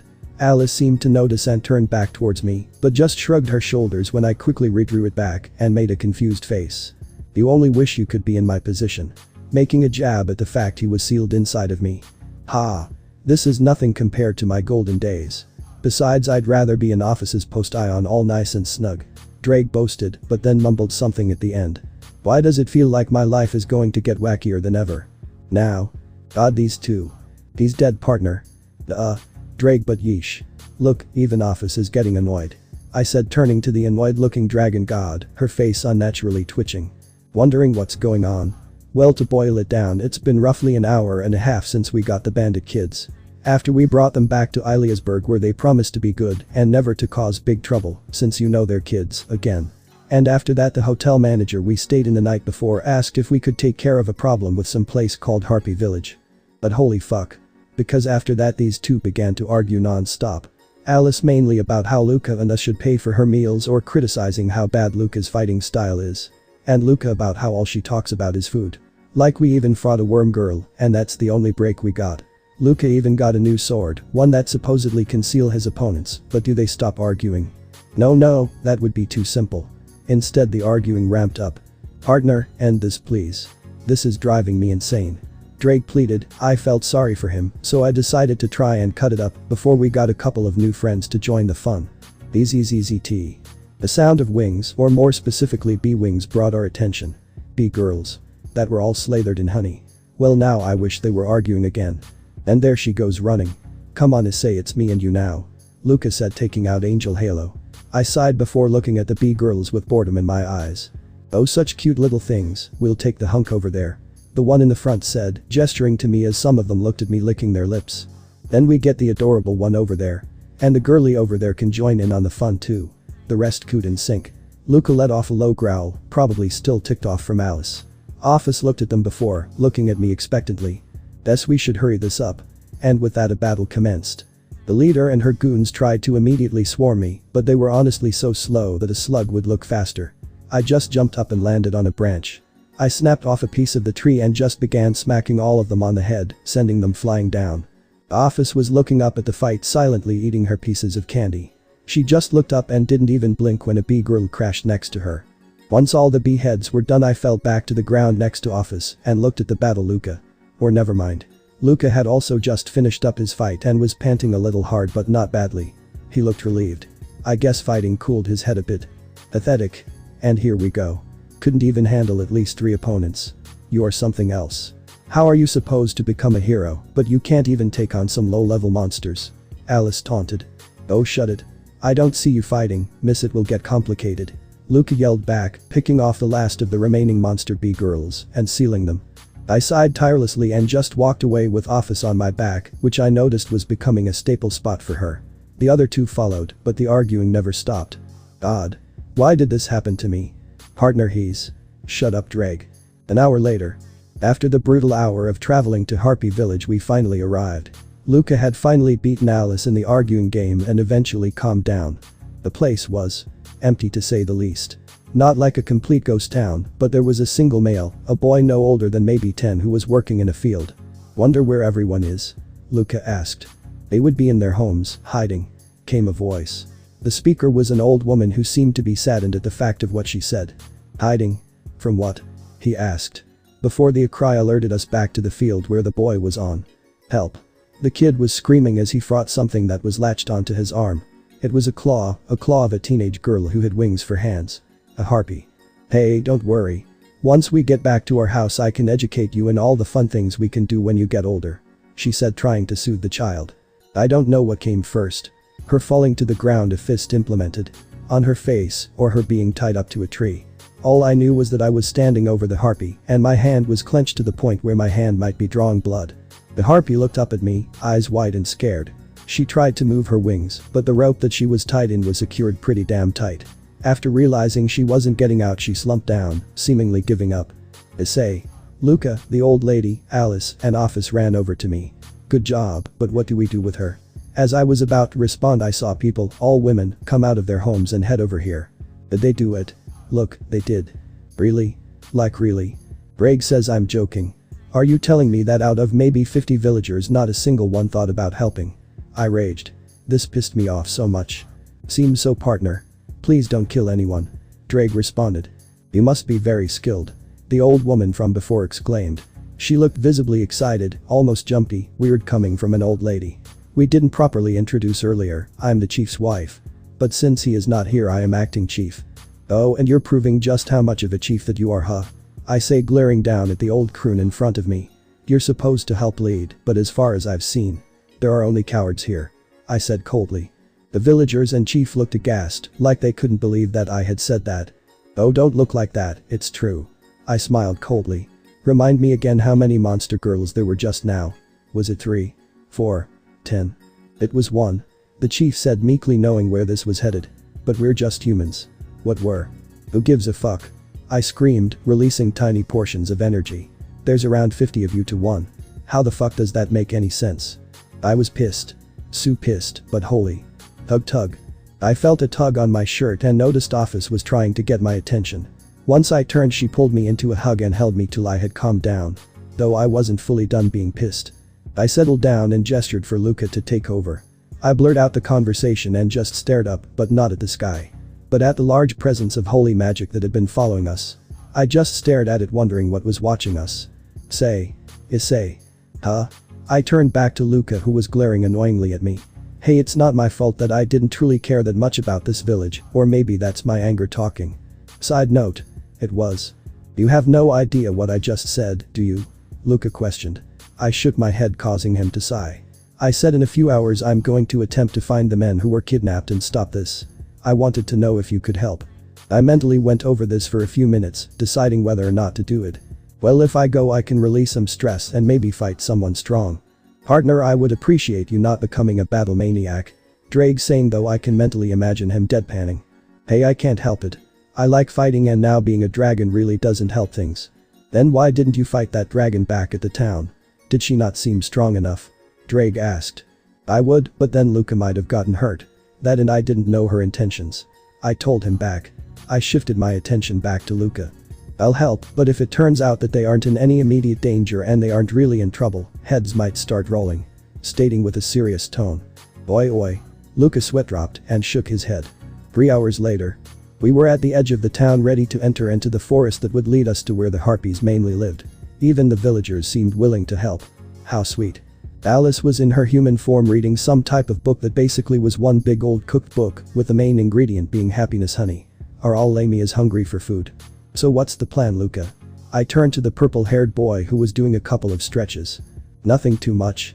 He looks up at the forest. Just go in there, try not to get seen or caught, and talk to whoever's in charge to see if we can end this peacefully. Alice looks up from her book. And if it doesn't end that way? She asked, an eyebrow raised. The villagers looked at him, and Luca looked at the ground. Silent for a minute. Then looked up, brandishing his sword. Then I guess I will have to do it some way, even if I don't like it. Luca says, making it clear what he was going to do. So much for coexistence, huh? Alice narrowed her eyes. Luca met her stare with an even one. The hardest paths come with the hardest choices and challenges. I know that not everything will be settled peacefully, and I wish it could be, but that's the truth of the matter. Luca said firmly, his eyes resonating with his passion. I will always go for the peaceful option first, but if I have to fight to do what's right, I will. Even if it cost me to look like nothing more than a worthless rag. Silence. Not a peep was said after he was done. Then a clap was heard, then another, and joined by more. The villagers clapped for Luca, and even Ophis joined in. Alice had all but forgotten her book as it lay opened in her hands as she stared at him. She gathered herself, before smiling at the boy. Who knew that she could smile without mocking someone? She looks kinda good smiling. Luca got a bit flustered by the attention, before coughing to get himself under control, before staring at me, his cheeks still dusted a tad pink from embarrassment. Are ready to go. Oh, so cute. Wait a minute, I'm not gay. Yeah, let's roll. And Ophis, you stay here. I told the infinity dragon, who looked like a kicked puppy when I told her that. Hey, don't look down, this probably will take us at least maybe 2 hours at worst. I'll be back soon. She nodded, looking up a bit before nodding and making her way to Alice to stand next to her. So partner, what was that all about? Drake said after we had walked away. Thought you were taking it slow. Shut up. It's not like that. I screamed back at the dragon. Cuckoo. Sure, whatever partner, I hope you don't get flustered like that much, then you would have explained to Ophis. Drake cackled in my head. Shut up. And don't you dare tell Ophis, or else. I said threateningly. Or else what? What are you gonna do? Knock sense into me? Drake said haughtily. I caught the slightest bit of nervousness in his voice. No, I'll just blast a Grabbin' Dragon song. You wouldn't? Yeah, I would. And on loop. I say, smirking as I hear Drake cry out in horror and begin crying a little. I rolled my eyes at the dragon before returning back to where we were walking. We had reached the edge of the forest, and I noticed that there was something headed our way. I grabbed Luca, wrapping a hand around his mouth, and hid us behind a tree. Luca tried to wiggle away before I SSSH'd him and pointed to the air. The flaps of wings were heard and 4 clawed feet hit the ground. More harpies, though these two seemed to be in relation to one another, maybe older sister and younger sister. Well, do you see something? The older one asked. The young one looked around, before shaking her head sadly. No. But I heard something. I swear. The young one looked back at the older one. She looked around for more time before sighing. Never mind. I'm sorry, but maybe we'll get you your first partner soon. The older one said, trying to cheer her up. The pair soon flew away, and I let out a sigh of relief. I let go of Luca and took a look around. Sorry for that. Luca looked at me before shaking his head. No, you're good. He looked off for a bit before pointing at a big tree in the middle of a bunch of trees that had some type of home on top of them. That has to be the leader's place. Luca began walking to the tree without much discussion afterward. Did I do something? Also, why do I smell honey and fruit? I caught up to him before he could climb the tree. But before we could do anything, there was the sound of wings flapping. Great. Just what we needed, more harpy.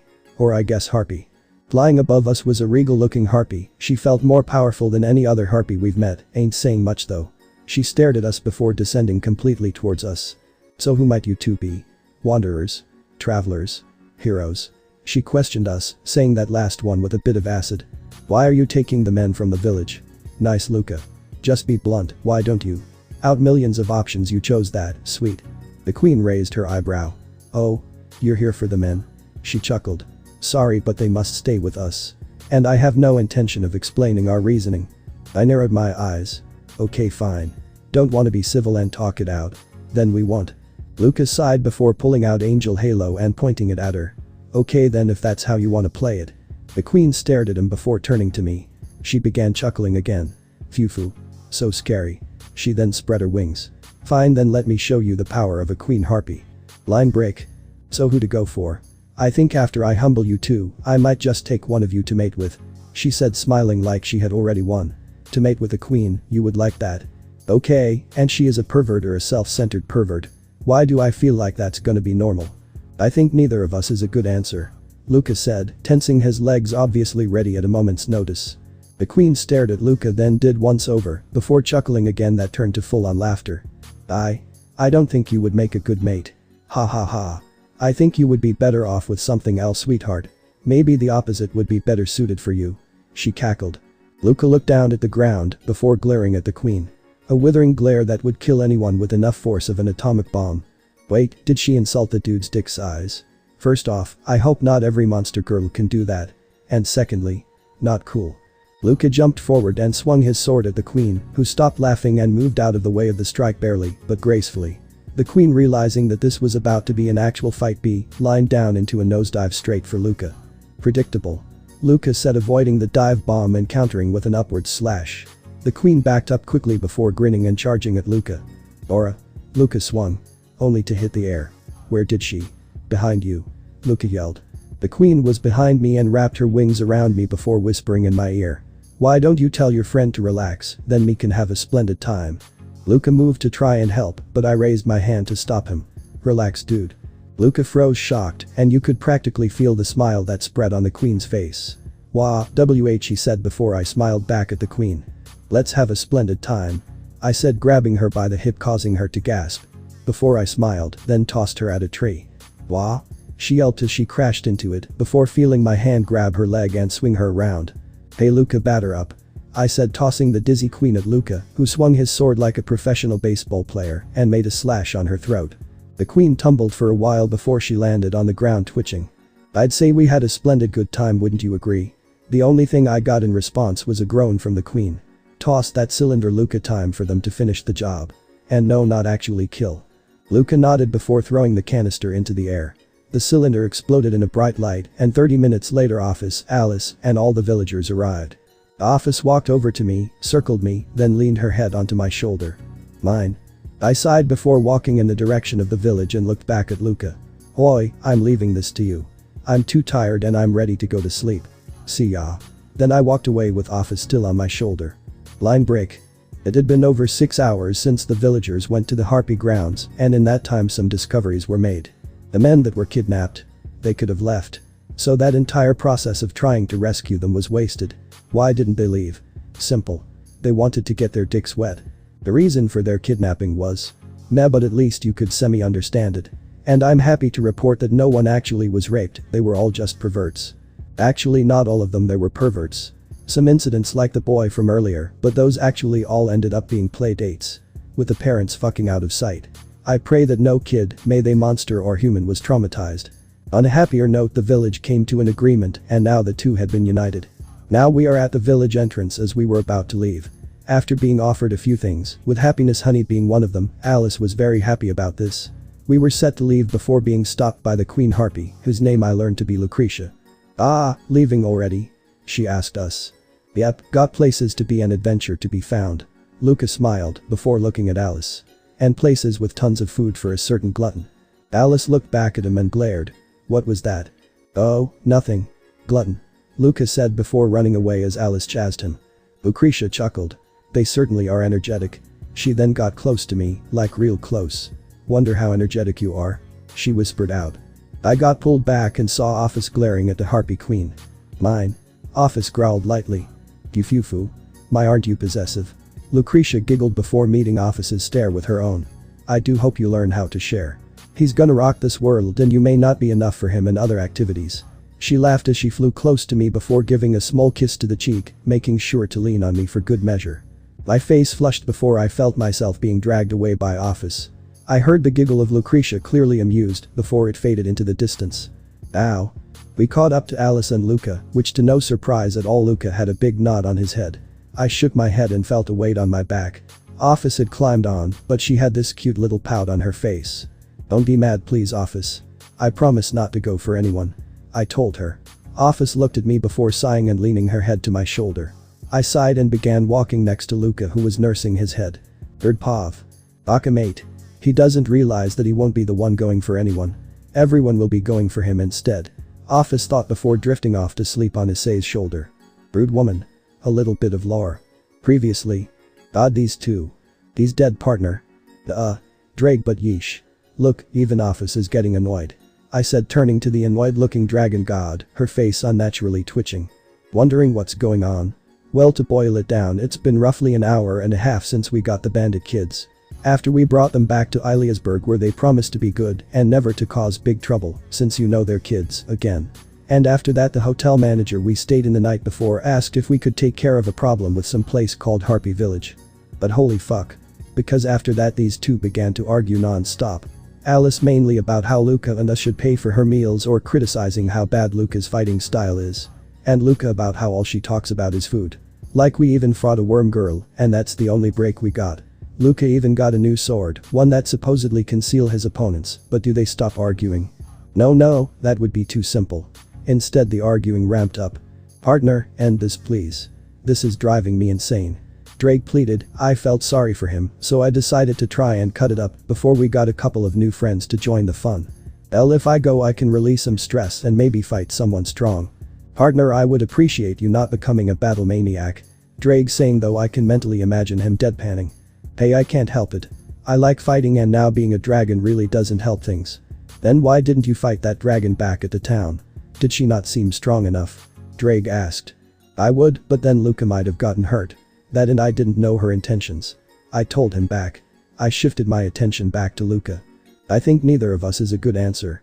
Luca said, tensing his legs, obviously ready at a moment's notice. The queen stared at Luca, then did once over, before chuckling again that turned to full-on laughter. I don't think you would make a good mate. Ha ha ha. I think you would be better off with something else, sweetheart. Maybe the opposite would be better suited for you. She cackled. Luca looked down at the ground before glaring at the queen. A withering glare that would kill anyone with enough force of an atomic bomb. Lucretia chuckled. They certainly are energetic. She then got close to me, like real close. Wonder how energetic you are? She whispered out. I got pulled back and saw Ophis glaring at the harpy queen. Mine? Ophis growled lightly. You foo-foo. My, aren't you possessive? Lucretia giggled before meeting Ophis's stare with her own. I do hope you learn how to share. He's gonna rock this world and you may not be enough for him in other activities. She laughed as she flew close. Now. It was an hour since we left Happiness Village. We were on our way to a place called Enrica. Apparently Luca wanted to see if he could buy some more stuff from there. The way there was peaceful, no fights between Alice and Luca, no monster girls. Just silence. Which in any case always leads to something. The moment when we reached the forest that supposedly led to Enrica, we were met with traps like flying arrows, spike pits, and swinging logs.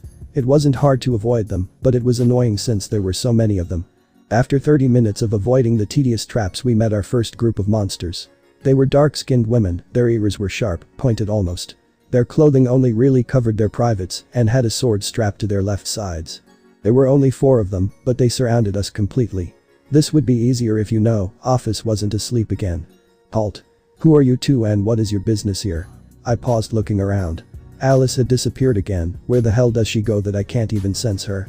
The elf looked at Ophis, who was on my back, and drew her sword. Who is that woman on your back? Did you kidnap her? What the fuck? Okay. Luca raised his hands in a placating manner. Now hold on, no one kidnapped anyone. We just wanted to come to Enrica to see if it was possible to get any gear. One of the elves scoffed. Yeah, right. We'll just have to force you out of here. Then they all pulled out their swords and pointed them at us. Luca pulled out Angel Halo, and I just tensed my legs. I was using my hands to keep Ophis from falling. Fighting them would only serve to anger them and then bring more back. We gotta do this the old-fashioned way. Another said, putting away her sword while moving her clothing to reveal more of her skin. And make them submit. Oh great, now it. Never mind. I thought as Ophis' head rose from the ground to glare at all 4 elves. Don't touch my mate. She said, mountain with her hand extended. Her eyes flared just enough to get the point across, and before I knew it, the guards were fleeing in the direction of Enrica. Ophis lowered her hand and laid her head back onto my shoulder. Her breathing slowed down again as she fell back asleep. Luca looked at Ophis. Alice, who just came back, looked at Ophis, then at Luca. The two just looked at each other for a moment before shrugging. I just adjusted Ophis and began to hum a little melody. With that out of the way, we headed forward to Enrica. Intro start. Don't stop, we're in luck now. Issei and Ophis falling from the sky to land on the ground in the Ilia's continent. Don't stop, there's so much to be found. We can find paradise. Issei reaches over and takes Ophis's hand and points in a direction that shows the bright sun and a path with clear road ahead. All we have to do is go free your soul. Mysteries abound, made up of deep energy. Scene shift. Issei is looking at the sky in a bored manner, flexing his hand every now and then. Those all around, but I will go fearless and free. Issei turns around to see multiple different enemies ranging from monsters to angels. I'll give you strength, you give me love, that's how we live, that's how we live. Ophis appeared next to Issei and gave him a nod while Luca, Alice, and the Heavenly Knights appeared next to them. Issei smiled before looking back at the hundreds of enemies. Courage won't fade, if you're with me, my enemies will never win. Then he started letting out dragon shots into hordes of enemies. We will fight for love and glory. We will live to tell the story. Issei is shown with a missing wing and a limp broken left arm. There is nothing we can't live through. But the grin on his face never wavered. Nothing ever dies, we will rise again. Issei is engulfed in a bright red light that shines over the field. Don't stop, we're in luck now. Don't stop, keep your spirit proud. And ride upon the wind. All we have to do is go. Issei's new form charges at Issei is ready for round 2 with the goddess. Don't stop, we're in luck now. Don't stop, there's so much to be found. We can find paradise. Issei is laying in a peaceful field with Ophis right next to him. All we have to do is go free your soul. Dragon soul. Intro end. My eyes caught the sight of someone hiding in the tree to our right, and with a quick warning glare towards the monster girl, I turned and acted like she wasn't there. And in return she let us through. Eventually we made it to some type of village. The outside already looked like it was boarded up with walls and everything, but a quick sense around for a sec shows this place heavily guarded with some magic. Most likely to keep it hidden or have some type of shield bubble. We were met at this gate by a rather woman who radiated no power, but had that gaze of someone who had seen a lot or fought a ton of battles. And I could feel angelic energy in her, so I'm gonna say that she is probably a lot older than she seemed. Who are you? No, it won't matter, you must leave. She said. Her eyes were neutral and her tone cold. If I may ask, why? Alice asked, her arms crossed. The woman turned to Alice, her eyes slightly narrowed. Well, when the guards come back looking like they just saw the devil himself, it tends to frighten everyone else. We also have lived like this mainly our whole life and you're no merchants. The woman said, her head tilting slightly like to mock Alice. I looked at the lady and just said, you don't look frightened. The woman raised an eyebrow at me. I've seen more terrifying things than a couple of young adults. Okay, fair enough. I just sighed before looking at Luca. It looks like we aren't welcome here, Luca, we can find some more armor maybe later. I said, taking note. When I said his name the lady stiffened. Luca? The woman now said, intrigued. She looked at Luca, then at his ring. You really are him, huh? My, you have grown up. She said wistfully. I looked at Luca for an explanation, but he gave me a look saying he didn't know. How do you know me? My name is Michaela, I knew of your mother and father. I was even there when you were first born. However, I must ask that you and your friends leave. We may talk when the time is right. That doesn't sound ominous at all. With that, Michaela left. We all stood there for a minute before we turned around and headed back out of the forest. So that lady knew his parents.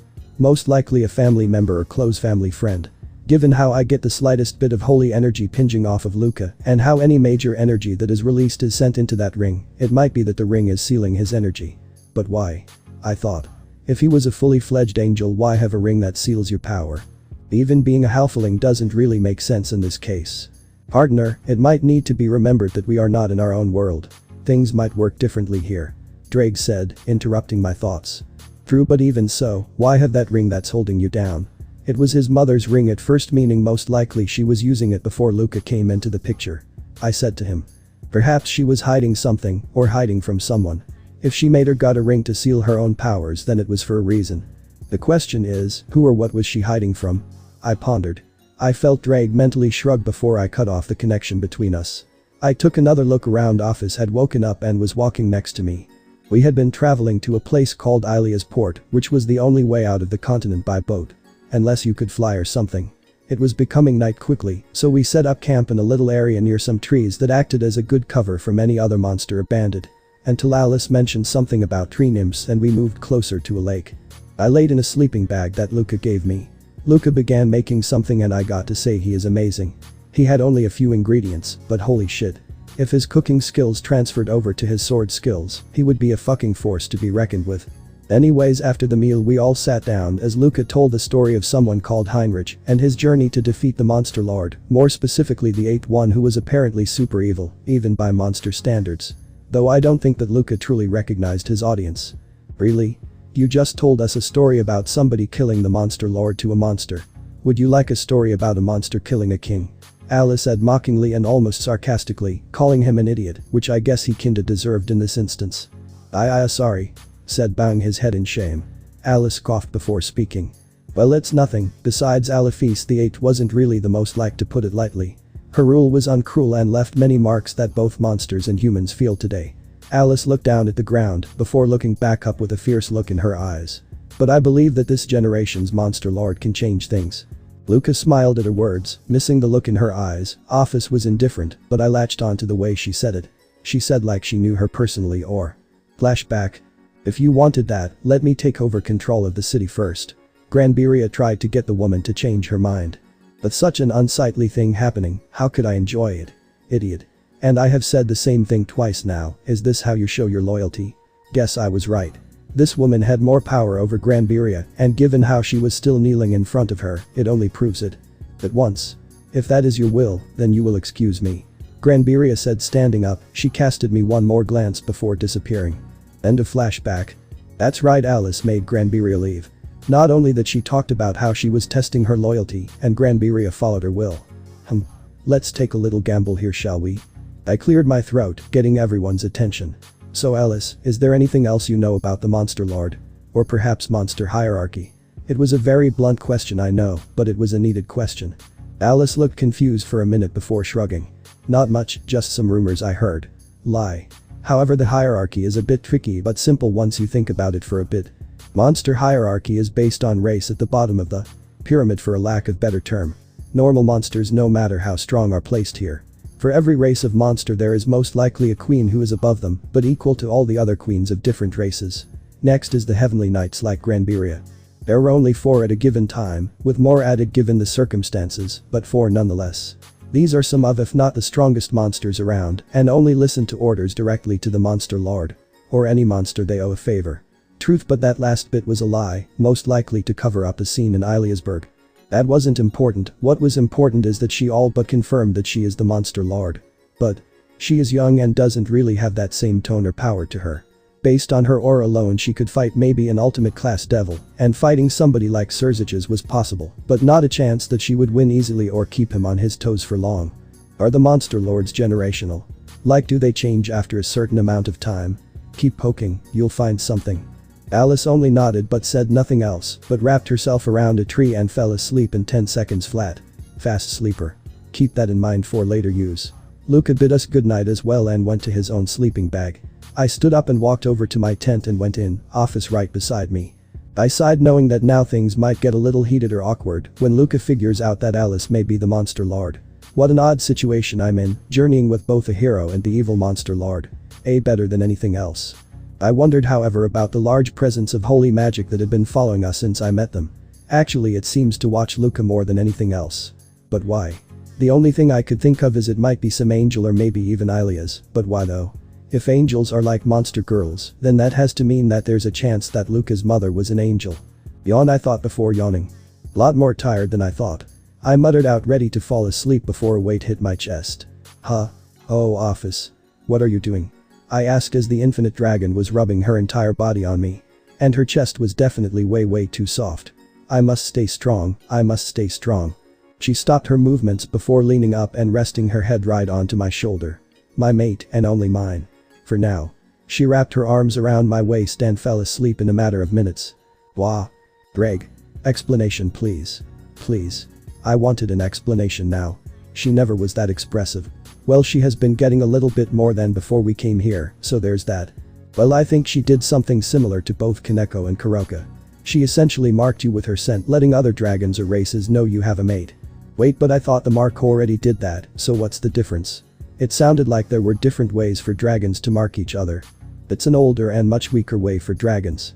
Mainly for the fact that many dragons at this time would either rape, steal, or straight up kill other dragons for the sake of being jealous or lust. And that's not even accounting for the amount of cheating for the same things. Drake said. I frowned, so much loss for just trying to express love to someone. Guess I got the curse of the dragons of that age. That was the point of the new mark. It solved some of the big issues. Cheating, depending on the scale, has varying consequences against the cheater. A dragon can't overrule another dragon's scent. And killing a dragon's mate. Well, let's just say that some of the dragon kings back in our world are a testament of what happens. My frown got deeper. So I did. Brag seemingly, and probably, read my mind. Unfortunately, the rules kinda change when it's not a dragon or dragon hybrid. If they are any other race, the things flip. Unfortunately, now the dragon takes the punishment.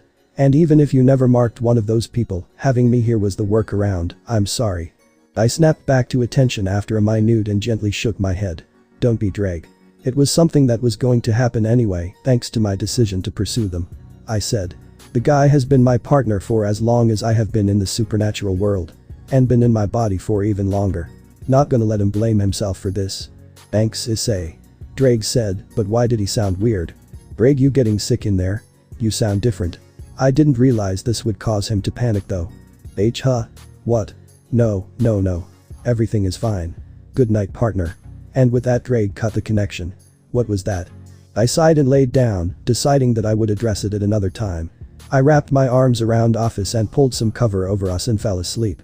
Break pav. Ah. Idiot. Idiot. Why did that happen? I was mentally berating myself. Wondering why. It's because I nearly revealed something about me being a female. But why is that bad? It's because Issei up to this point has believed that I was a male, and the keyword is believe. Because just like those girls, he also believed that they loved him, and look what happened next. Call it paranoia, call me a scaredy cat, I don't care. Time, that's all I need. Issei pav. After the interaction with the captain in Ilia's port. Well, that captain is probably getting his ass kicked when we come back here. We couldn't leave the island thanks to some winds that would mysteriously start up and cause a hurricane blocking the way to the main continent, Centaura. But how do we get there? Actually, how does Luca get over there? My hero. Ah, that's how. Waddling over was the snake abomination herself, Amira. She still looked at Luca with hearts in her eyes. The shiver Luca gave said he was not a fan. Fear not. Shall there be a way for my love to cross the seas? Oh, Luca looked like he wanted to end her already. Hell, his sword was already halfway above his waist. For I am Amira. The reverse snake of love. Amira spoke, getting closer to Luca with every word. Back up. Luca said, nudging her away with his foot. I was looking at the scene sighing. This thing was a fangirl and an obsessive one at that. Amira whined in protest. Rejected again. No matter, perhaps I shall convince you with this information. If you head north of here there is a cave with a mystical item called Posidion's Bell, able to calm even the most dangerous of seas. Posidion's Bell seems to be a perfect name for something for the sea. And it's close. Yeah, that's too easy, which usually means that it is and there is a trap. And that would be useful. But something like that being here feels off. Luca pondered. I was convinced to tell him that me and Ophis could just fly him over, but then that would leave the Ilia's continent without any means of contact from the outside world. Well, it's better than nothing else. Come on guys, we were heading north. Not you. That last bit was aimed toward the reverse snack who waddled away in a hurry.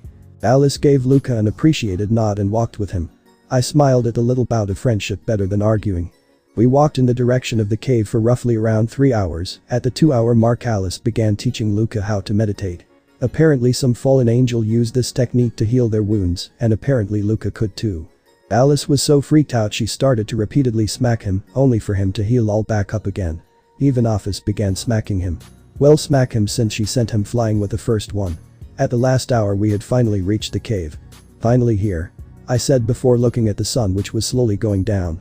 We most likely have an hour or two till the sun is completely down. Do we continue on a rest for the night? I stopped before a scent hit my nose. Foxes. What? Alice asked. Are there any fox monster girls? Because if so there are about 3 in that cave. Alice stiffened while her eyes filled with pure fury in them. Luca none the wiser just sighed before looking at the cave. I guess we have to go now, otherwise we might miss the opportunity and take a chance of the bell being gone. He looked at me. I just shrugged my shoulders, which was enough for him, and began walking inside. Ophis got onto my back again.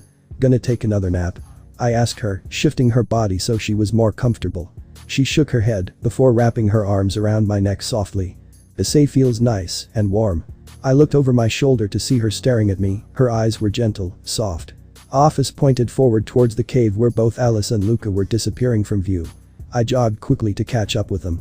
A few minutes later I noticed something. Alice had gotten closer to me. A few minutes later she was closer. Then again until she was basically touching me. Alice. Why are you so close to me? I asked Lamia with an eyebrow raised. Luca turned to look at us and raised an eyebrow as well. Alice freaked and backed away. I wasn't close to you. You were close to me. She yelled, a noticeable blush on her face. Her tail was whipping around frantically in a panic. Then the sound of something hitting the floor and a low groan came from somewhere. Eek. She jumped straight up and into me, and by reflex I caught her. Alice's was scrunched up next to my chest while her tail wrapped around my legs. Amazingly, I was still able to stand up without any problems. Mangoes. Where's that mango smell coming from? I saw someone come around the corner. It was a little girl with silver hair and silver fox ears and 2 twin tails. This is a kitsune, and if it worked how it did in my world, that means she is fairly weak. The kitsune looked so confused for a moment before she focused back onto us. Alice had already disappeared, so that just left us, to which the monster gasped. Humans. Oh no, what do I do again? Oh god, I feel kinda bad now, but time was wasting so we had to go. Hey, how about a deal? I told the kitsune, who perked up and looked at me. You came in here probably with 2 others, so how about we take you to them? The kitsune shook her head in denial. No way. Miss Tamamo said that if any humans were to come along, to get rid of them. The kitsune adopted a more serious look. I'll make you mine. No, she wouldn't, as Luca had snuck up behind her and gave her a quick slash to the waist, where she promptly disappeared and reappeared as a tiny kitsune. The little fox looked confused for a bit before taking off deeper into the cave. We sighed, heading deeper into the cave to see if we could find the Poseidon's bell before any of the other kitsunes can find it. That's it, guys. Hopefully you enjoyed it. With that, take care.